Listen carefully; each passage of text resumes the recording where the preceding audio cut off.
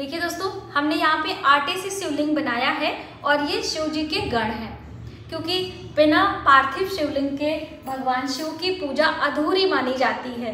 तो अलग अलग चीज़ों से शिवलिंग बनाने की बात कही गई है। तो यहाँ पे हमने आटे से बनाया है। आप पीली मिट्टी, काली मिट्टी, हल्दी आदि से बनाकर भगवान भोलेनाथ की पूजा हरितालिका तीज या कभी भी अमावस्या पर, पूर्णिमा पर या सावन के महीने में आप कर सकते हैं। तो चलिए, ये आटे से बनाकर हमने यहाँ पे विराजमान किया है और यहाँ पर शिव जी की प्रतिमा भी है। ये वाली प्रतिमा जो मैंने आपको वीडियो में दिखाया था।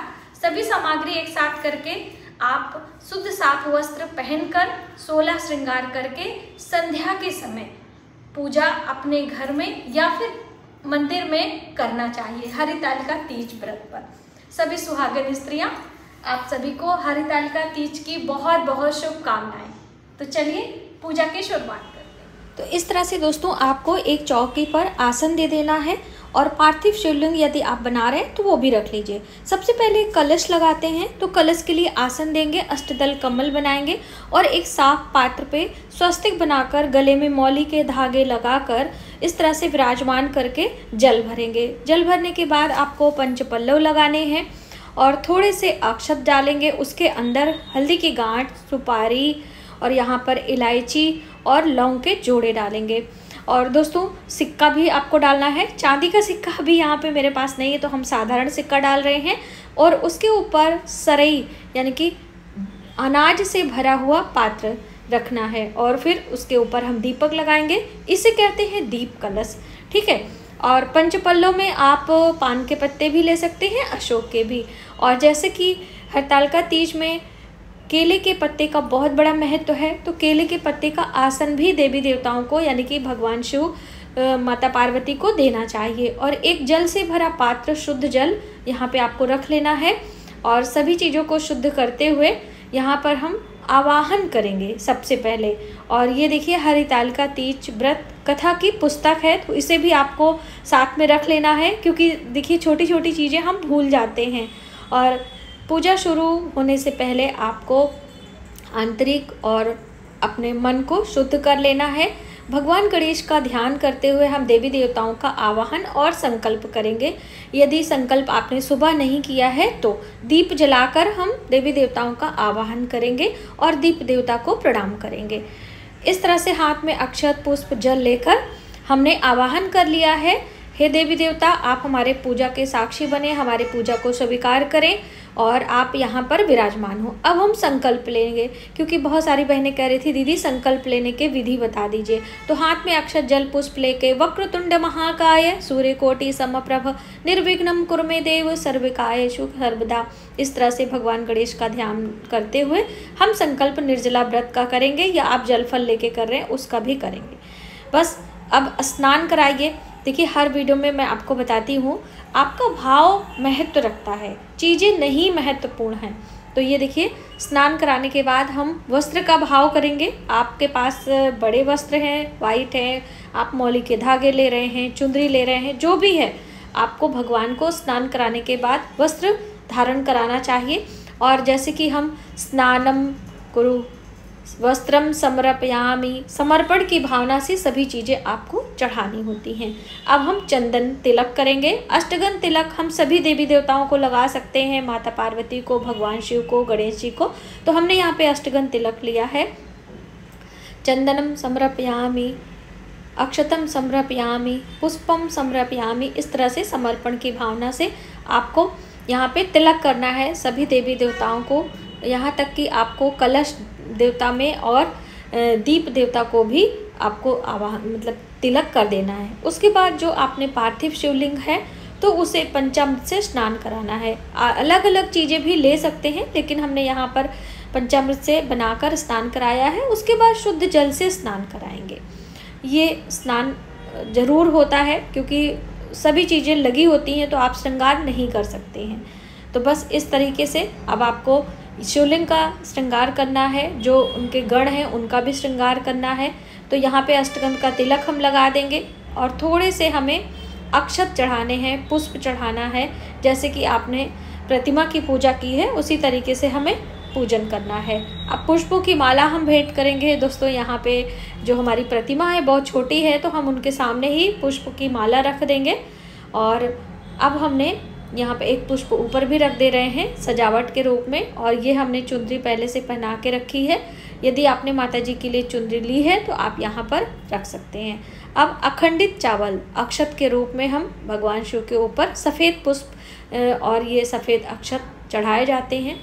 उसके बाद आपको बिलपत्र चढ़ाना है। तो ये देखिए हमारे छोटे छोटे से बिलपत्र हैं, और बिलपत्र चढ़ाने की उनकी जो गांठें होती हैं हमें निकाल देना है, उनमें थोड़ा सा तिलक करना है, और चिकना वाला भाग नीचे और खुरदरा भाग ऊपर रखते हुए हमें बिलपत्र चढ़ाना होता है। ये नियम होता है बिलपत्र चढ़ाने का। अब हम समी पत्र ले रहे हैं। तो आपके पास जो भी पत्र हो, समी पत्र, दुर्बा घास भगवान गणेश के लिए, ये देखिए पान के पत्ते भी भगवान गणेश को हम यहाँ पर चढ़ा रहे हैं। तो दुर्बा घास अभी दोस्तों हमारे पास नहीं है, तो हम अभी भगवान को भाव से अर्पित करेंगे।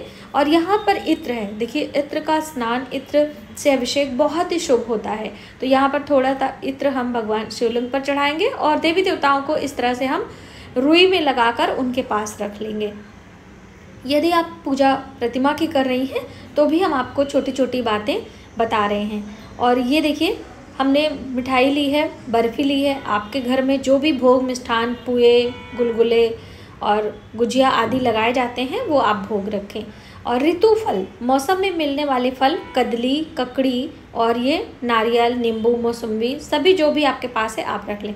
दोस्तों वीडियो बनाने के चक्कर में हमने जनेऊ नहीं चढ़ाया है, इस तरह से कभी कभी भूल हो जाती है। और ये है हल्दी की गांठ माता पार्वती के लिए। और श्रृंगार की सभी सामग्री आपको स्पर्श करा के इस तरह से प्लेट में रख लेनी है, क्योंकि देखिए चौकी छोटी होती है तो सभी चीज़ें बिल्कुल आप पास में करके नहीं रख पाते हैं। ठीक है, तो भोग प्रसाद सामने रखते हैं, और ये श्रृंगार की सामग्री भी आपको स्पर्श कराकर देवी को यहाँ पर हम ऐसे ही रख लेंगे। ठीक है, थोड़ा सा इधर उधर भी हो जाए तो बहुत परेशान आप ना हो। ये है तांबूल, यानी कि एक पान के पत्ते पर सुपारी, लौंग, इलायची रखकर शिवलिंग को भेंट करेंगे, और यहाँ पर हम माता पार्वती और भगवान शिव को भी भेंट करेंगे। और ये देखिए इस तरह से सभी चीज़ें आपको देवी देवताओं को समर्पित करनी है। नमः शिवाय का जाप करना है। और दोस्तों दक्षिणा रखना ना भूलें, बहुत ही महत्वपूर्ण होता है दक्षिणा। तो दक्षिणा आपको ज़रूर रखना चाहिए। और अब हम जल घुमाएंगे। तो देखिए बार बार ना घुमाने से सभी चीज़ें आप चढ़ाकर उसके बाद जल घुमाकर प्रणाम कर लें। अब बारी आती है कथा सुनने की। तो देखिए कथा सुनने से पहले उसका नियम है कि हाथ में थोड़े से अक्षत और पुष्प ले लें।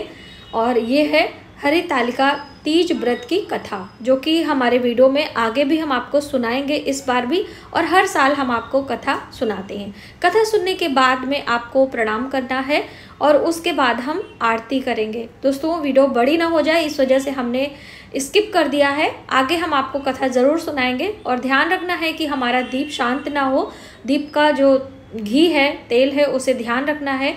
अब हम आरती करेंगे। तो हमने यहाँ पे कपूर की आरती ली है, एक प्लेट को सजाकर स्वास्तिक बनाकर। और दोस्तों हम यहाँ पर चम्मच से ध्वनि कर रहे हैं, क्योंकि हमारे पास घंटी अभी यहाँ पर नहीं है। अब कैसे उठें, तो बस इस तरह से भगवान शिव की आरती करनी है। अक्सर बहनें पूछती हैं कि दीदी हम किस देवी देवता की आरती करें, तो गणेश भगवान का तो हम ध्यान करेंगे ही। आरती करके हम इस तरह से देवताओं को आरती देंगे, और स्वयं भी आरती हमें लेनी चाहिए। बस इस छोटी सी विधि से आपको अपने घर में या फिर आप कहीं भी पूजा कर रहे हैं इन बातों का ध्यान।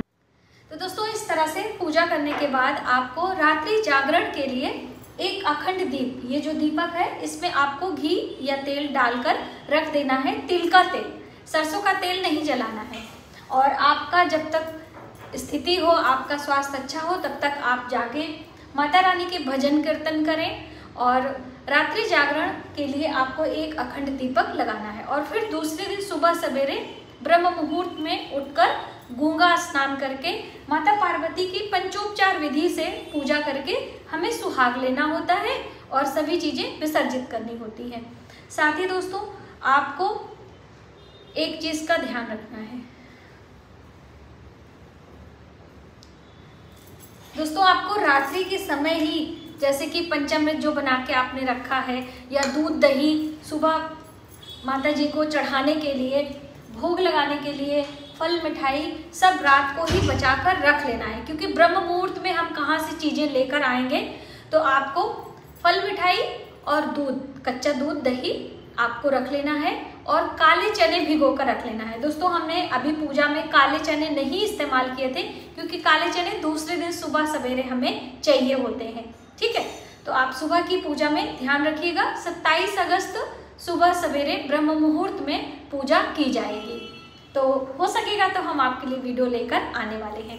तो आज की वीडियो में बस इतना ही। यदि हमारी जानकारी आपको थोड़ी सी भी हेल्पफुल लगे तो प्लीज़ वीडियो को ज़्यादा से ज़्यादा लोगों में शेयर करें, आने वाली वीडियो के लिए सब्सक्राइब करें। मिलते हैं एक नई जानकारी के साथ नए वीडियो में। तब तक आप अपने परिवार का ख्याल रखें। जय माता दी।